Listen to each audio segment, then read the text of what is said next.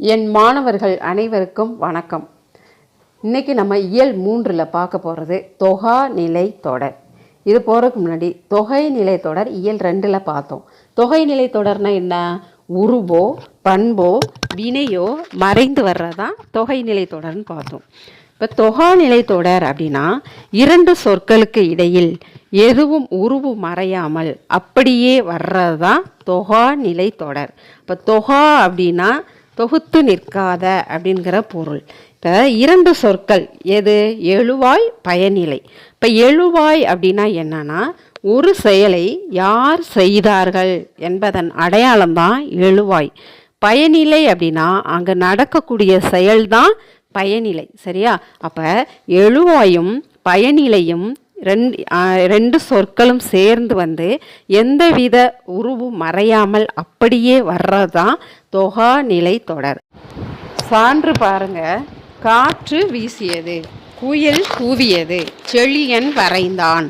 இப்போ காற்று, குயில், செழியன் இது எல்லாம் என்னது? எழுவாய். இப்போ ஒரு செயலை யார் செய்தாங்க அப்படிங்கிறது இங்கே தெரியுது. அடுத்து வீசியது, கூவியது, வரைந்தான் அப்படிங்கிறது என்னது? அங்கே நடக்கக்கூடிய ஒரு செயல், வினை. அப்போ எழுவாயும் பயனிலையும் தொடர்ந்து நின்று வேறு சொல் இல்லாமல் பொருளை உணர்த்துவது தான் தொகா நிலை தொடர். சரியா? தொகா நிலை தொடர் 9 வகைப்படும். என்னன்னு பாருங்க. எழுவாய் தொடர், வினைமுற்று தொடர், விழி தொடர், பெயரச்ச தொடர், வினையச்ச தொடர், வேற்றுமை தொடர், இடைச்சொல் தொடர், உரிச்சொல் தொடர், அடுக்கு தொடர் என 9 வகை தொகா நிலை தொடரில் வருது. முதல்ல பார்க்க போகிறது எழுவாய் தொடர். எழுவாயுடன் பெயரோ வினையோ வினாவோ பயனிலையாக வந்து தொடர்வது தான் எழுவாய் தொடர். சான்று பாருங்க. இனியன் கவிஞர், காவிரி பாய்ந்தது, பேருந்து வருமா. இதில் எழுவாய் எது? இனியன், காவிரி, பேருந்து இதுதான் எழுவாய். அடுத்து பெயரோ வினையோ வினாவோ பயனிலையாக வருதான். இதில் பெயர் எது? கவிஞர். வினை எது? பாய்ந்தது. வருமா அப்படிங்கிறது வினா. அப்போ 3 தொடர்களிலும் பெயர், வினை, வினா ஆகியவற்றுக்கான பயனிலைகள் வந்து எழுவாய் தொடர்கள் அமைந்துள்ளன. இதுதான் எழுவாய் தொடர். விழி தொடர். விழியுடன் வினை தொடர்வது தான் விழி தொடர். விழி அப்படின்னா அழைத்தல். சரியா? இப்போ பாருங்க. தோழா உறங்கு, தோழா அப்படின்னு கூப்பிடுறோம், அழைத்தல், அழைக்கிறோம். அதோட வினை தொடர்வது உறங்கு. தோழா உறங்கு, உறங்கு ஒரு செயல் நடக்குது. அப்போ விழியுடன் வினை தொடர்வதுதான் விழி தொடர். பாருங்க. நண்பா எழுது.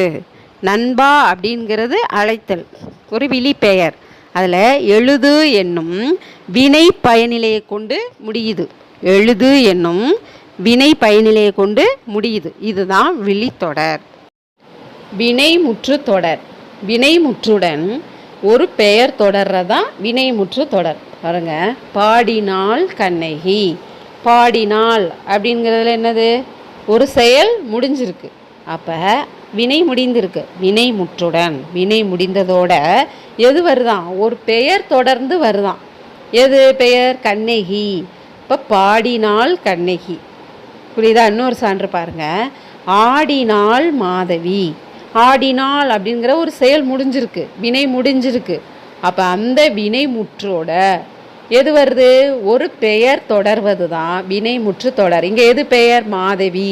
இப்போ ஆடினாள் மாதவி. அப்போ வினைமுற்றோட ஒரு பெயர் தொடர்றதான் வினைமுற்று தொடர். பெயரெச்ச தொடர். பாருங்க. முற்று பெறாத ஒரு வினையோட செயலோட பெயர் சொல் தொடர்வது தான் பெயரெச்ச தொடர். சான்று. கேட்ட பாடல். கேட்ட அப்படின்னு செயல் முடியலை, வினை என்ன செய்யலை? முடியலை, முற்று பெறலை. அதோட தொடர்ந்து ஒரு பெயர் சொல் வருது. எது? பாடல் அப்படிங்கிற பெயர் சொல் வருது. அப்போ முற்று பெறாத ஒரு வினையோட பெயர் சொல் தொடர்வது தான் எது? பெயரெச்ச தொடர். வினை எச்ச தொடர். முற்று பெறாத ஒரு வினையோட ஒரு செயலோட வினைச்சொல் தொடர்வது தான் வினை எச்ச தொடர். சான்று பாருங்க, பாடி மகிழ்ந்தனர். பாடி அப்படிங்கிற ஒரு செயல் முற்று பெறாமல் இருக்குது, சரியா, முடியலை. அதோட ஒரு வினை திரும்பி வருது, மகிழ்ந்தனர் அப்படின்னு வினை சொல் தொடர்ந்து வருது. இதுதான் வினை எச்ச தொடர். இன்னொரு சான்று பாருங்க, பேசி சிரித்தனர். இதில் பேசி அப்படிங்கிறத ஒரு செயல் முடியலை, முற்று பெறலை, வினை முற்று பெறலை.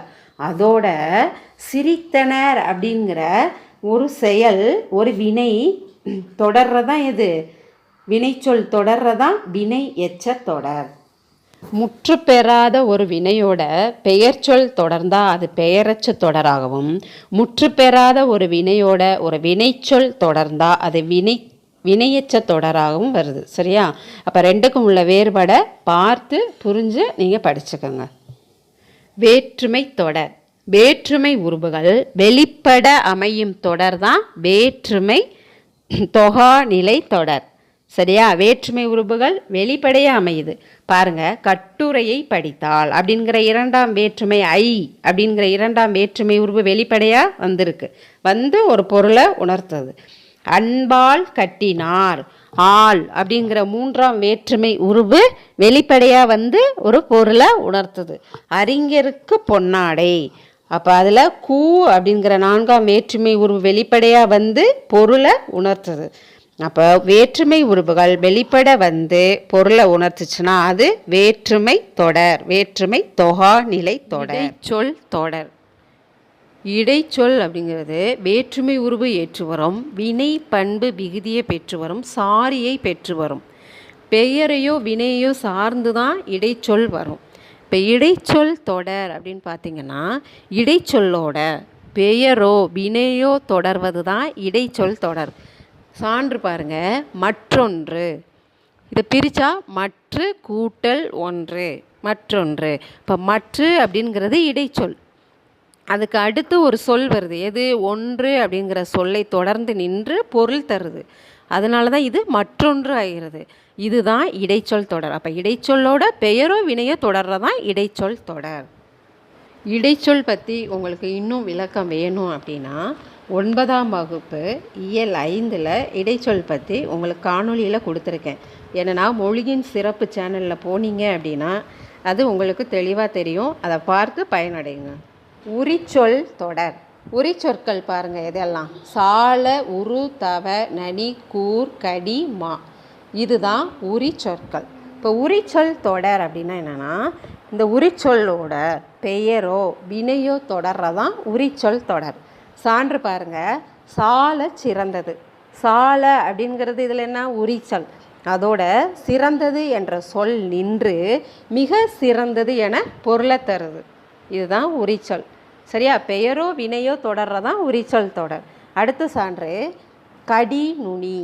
கடி அப்படிங்கிறது என்ன, உரிச்சொல், சரியா. இந்த உரிச்சொல்லோட நுனி அப்படிங்கிற ஒரு சொல் நின்று கூர்மையான நுனி அப்படிங்கிற பொருளை தருது. அப்போ உரிச்சொல்லோட பெயரோ வினையோ தொடர்வது தான் உரிச்சொல் தொடர். அடுக்கு தொடர். ஒரு சொல் 2-3 முறை அடுக்கி வர்றதான் அடுக்கு தொடர். பாருங்கள், இதை உவகை, ஒரு சந்தோஷத்தின் காரணமாக நம்ம அடுக்கி சொல்லுவோம், இல்லை ஒரு ஐயத்தின் காரணமாக நம்ம திரும்ப திரும்ப அடுக்கி சொல்கிறது, சரியா. வருக வருக, வாழ்க வாழ்க, இது உவகையின் காரணமாக சொல்கிறோம்.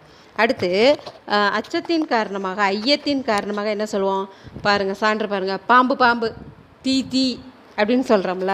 அப்போ ஒரே சொல் உவகையின் காரணமாகவோ அல்லது ஐயத்தின் காரணமாகவோ மீண்டும் மீண்டும் அடுக்கி வர்றதான் அடுக்கு தொடர், சரியா. கூட்டுநிலை பெயரெச்சம். ஒன்றிற்கும் மேற்பட்ட வினையெச்சங்கள் ஒரு பெயரை கொண்டு முடிந்தால் அதுதான் கூட்டுநிலை பெயரெச்சம். கேட்க வேண்டிய பாடல். இப்போ கேட்க அப்படிங்கிறது ஒரு வினையெச்சம், வேண்டிய அப்படிங்கிறது ஒரு வினையெச்சம். இப்போ ஒன்றிற்கு மேற்பட்டு இருக்குது, ஒன்றிற்கு மேற்பட்டவைனாலே கூட்டுநிலை தான். அப்போ ஒன்றிற்கு மேற்பட்ட வினையெச்சம் எதை கொண்டு முடியுது, ஒரு பெயரை கொண்டு முடியுது, அதனால இது கூட்டுநிலை பெயரெச்சம். அடுத்த சான்று பாருங்க, சொல்லத்தக்க செய்தி. சொல்ல அப்படிங்கிறது ஒரு வினையெச்சம், தக்க அப்படிங்கிறது ஒரு வினையெச்சம். அப்போ ஒன்றிற்கு மேற்பட்ட வினையெச்சம் வருது, இதை தொடர்ந்து ஒரு பெயர் முடியுது, சரியா? எது செய்தி அப்படிங்கிற ஒரு பெயர் வந்து முடிஞ்சு இது கூட்டுநிலை பெயரெச்சமாக ஆகுது. மீண்டும் உங்களுக்கு ஒரு முறை ஞாபகப்படுத்துகிறேன். தொகா நிலை தொடர். இரண்டு சொற்களுக்கு இடையில் எதுவும் உருபு மறையாமல் வர்றதான் தொகா நிலை தொடர். அதனோட வகையில் பாருங்கள், ஒன்று எழுவாய் தொடர். எழுவாயோட பெயர், வினை, வினா ஆகியவை ஆகிய பயனிலைகள் தொடர்வது எழுவாய் தொடர். விழி தொடர் பாருங்கள், விழியோட ஒரு வினை தொடர்றதான் விழித்தொடர். வினைமுற்று தொடர் பாருங்க, வினைமுற்றோட ஒரு பெயர் தொடர்றதான் வினைமுற்று தொடர். பெயரெச்ச தொடர்னா முற்று பெறாத ஒரு வினையோட பெயர் சொல் தொடர்வது பெயரெச்ச தொடர். வினையெச்ச தொடர் முற்று பெறாத ஒரு வினையோட வினைச்சொல் தொடர்வது வினையெச்ச தொடர். வேற்றுமை தொடர் பாருங்க, வேற்றுமை உறவு வெளிப்பட அமையும் தொடர் தான் வேற்றுமை தொடர். அடுத்து இடைச்சொல் தொடர். இடைச்சொல்லோடு பெயரோ வினையோ தொடர்றதான் இடைச்சொல் தொடர்.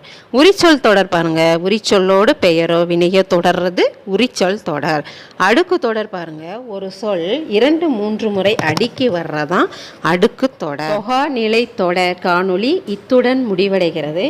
இந்த காணொளியை பார்த்து பயனடையுங்கள். பார்த்து பயனடைந்து உங்கள் நண்பர்களுக்கும் பகிருங்கள். நன்றி.